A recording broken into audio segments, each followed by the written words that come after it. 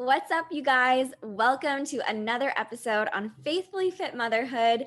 Today, we are talking about the biggest misconception about consistency because I think that it's very common for us to think that consistency means you're doing an hour workout every day and you're eating perfectly and you're feeling 100% motivated and you're just coasting. And honestly, I want to take that stereotype of consistency and I want to flip it and tell you that consistency actually looks like imperfect small actions every day, because let's be real, life happens, things, they come up, they get in the way, obstacles come, weeks look different, we can plan, we can strategize, but at the end of the day, life happens. So instead of putting all of that pressure on ourselves, we really need to look at those imperfect moments, because that's what's going to keep that momentum going and keep that consistency, is when we're not so hard on ourselves. Because if we think that we're going to just be perfect, it's going to really get in our way and it's going to actually slow us down.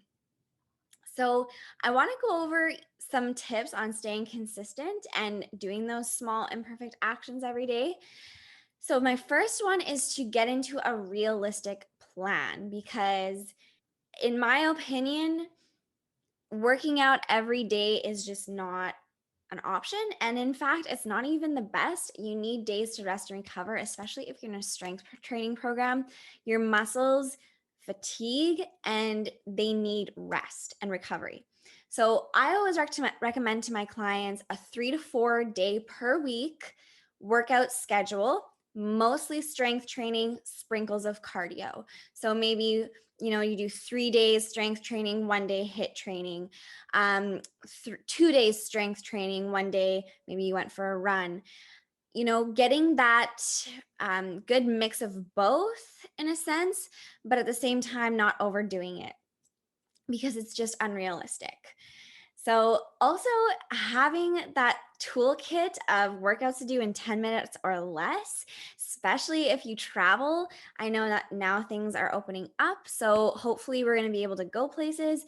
So, if you're someone who has to travel for work, or if you're, going and you're getting the kids and you're picking up kids here and you're going to soccer practice there and you only have 10 minutes to spare, have that toolkit in your back pocket and have those workouts to pull out, so that you're not always crunched for time, so that you think, oh man, well, you know what? I don't have time for that workout today, so I'm just not going to do anything.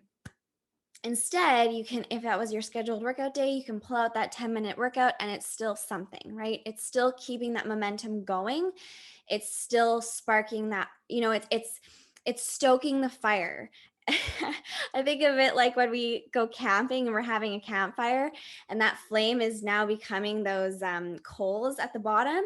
You can put that log back on, just one log, and it'll reignite that flame. And the same thing here, just little sprinkles here and there of actions that will keep that flame going. Also, thinking of what's called NEAT activities. So it's non-exercise activity thermogenesis.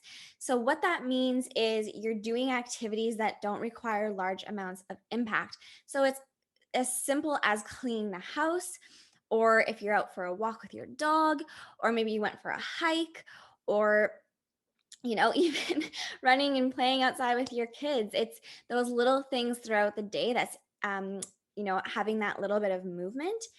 Those are, they count. They count as part of your consistency, because you're moving your body.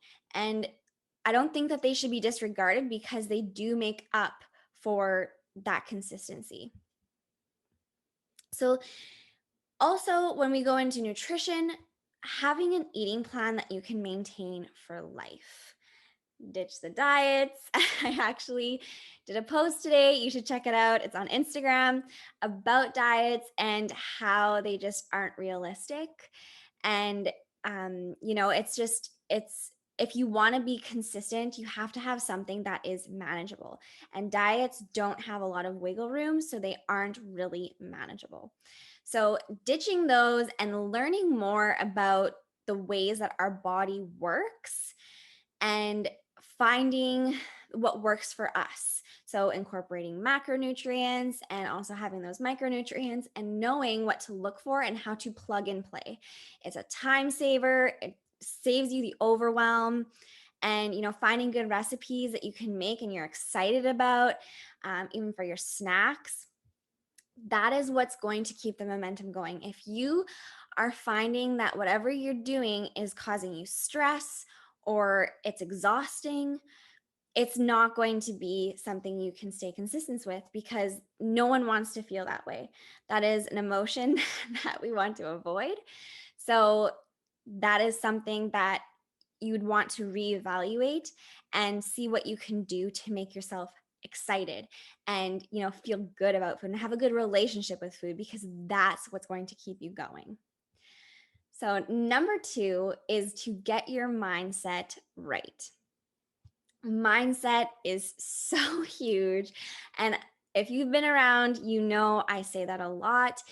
And I even actually have that as part of my curriculum in my membership for my one-on-one coaching, because it all starts in here, in the mind. And we actually had talked about that on the episode with Tanner, is where the mind goes, the body follows. And it's so true. So I really encourage you to get into spiritual practices of some kind, or meditation or that type of thing, and get your heart and your intentions right. I know my faith helped me a lot with that, because I know that that is my core. That is where everything stems from, not the way I look, not anything physically is what is going to dictate my life. It's all in here. I'm a soul first and a body second. So that really helped me to get my perspectives right and to think about your why. Think about why you're engaging in what you're doing and why you want to get your health, and having those goals, and thinking about feeling well and feeling energized and having that ability to do the things you want to do in life. Those are going to keep that fire going. And also thinking about the long term, because as much as we want that immediate result, we also want it to stick, right? We want it to stay around. We don't want to have to go back and forth all the time and starting and stopping and backwards and forwards. And we want something that's going to last. I don't think we ever want to build something in order for it to fall down. So as much as that immediate gratification is awesome and it's exciting, the momentum fades because it doesn't always stay that way. So when we do those small incremental changes, you're building your foundation in a way that it's not going to fall down, and you're going to have that long-term effect. Number 3 is to educate yourself. Find out how the body works, how to optimize your health. I really found, once I started getting into my personal training and my nutrition coaching programs, it really helped me appreciate the body and how it works. It is such an intricate, beautiful thing. And I really understood that it's my one chance to nurture the vessel I was given. So it really helps me to remind myself that I'm just going to do the best I can. And those days where I feel it, I'm ready, I'm revving to go, honor that. On the days where I feel I need the rest, honor that. And what your body is, it's signaling to you. It tells you stories, it tells you what it needs. So listen to that. So definitely educate yourself on the body and how it works, and you'll be inspired to really dial into that and nurture it. And I also teach my clients this as well in the one-on-one nutrition programming, because I just find it so important, because if you don't know why you're doing something, it's really hard to stick to. Number 4 is to realize that habits need to be created, and habits do not happen overnight. A habit in and of itself is something that is done repetitively over and over and over. And eventually, with time, as you continue to do it, it will become almost like autopilot, just like brushing your teeth. That first little while that you were being taught how to brush your teeth when you were a kid, you kind of fought it a little bit. It was like, but then as time went on, it was natural practice. You knew at this time of night, you were going to be reaching for that toothbrush, putting on the toothpaste, and you were going to brush your teeth. So as you continue to make repetitive decisions and they are signaled as good decisions and they're helping you, your body and your mind are going to take hold of that, and they're going to make that a habit, and they're going to make it something repetitive for you. So that's also something that helps you stay consistent. And number 5 is to have fun. If I've learned anything, it's not to take life so seriously, because man, oh man, if we're not enjoying ourselves, how are we supposed to do anything? So take that time, enjoy yourself, learn to adapt, and trust yourself to make decisions. You are smarter than you think you are, and you are able and capable of anything that you put your mind to. So have fun and, just really learn how to have that moment of gratitude for the small things in life and just embrace each moment, because you'll get to where you want to go. That if you consistently show up imperfectly, you'll get to where you want to go.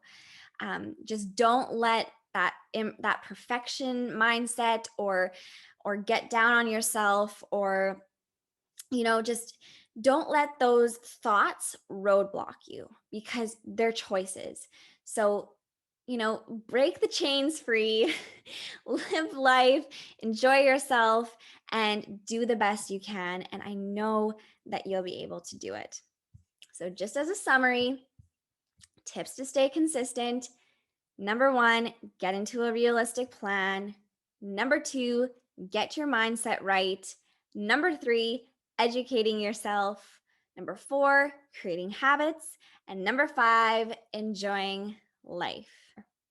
So I hope that this helps you guys. It was a little bit of a shorter podcast. I kind of want to dial in a little bit, especially on more of these educational podcast episodes. The faith ones, I feel like I can go on a tangent forever.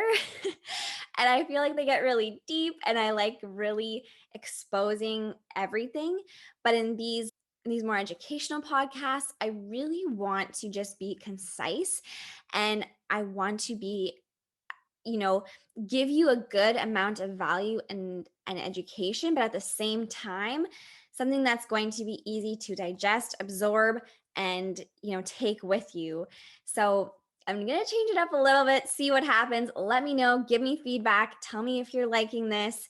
I would love to hear from you. And if you're enjoying the podcast, I would so appreciate if you shared it with your family and friends.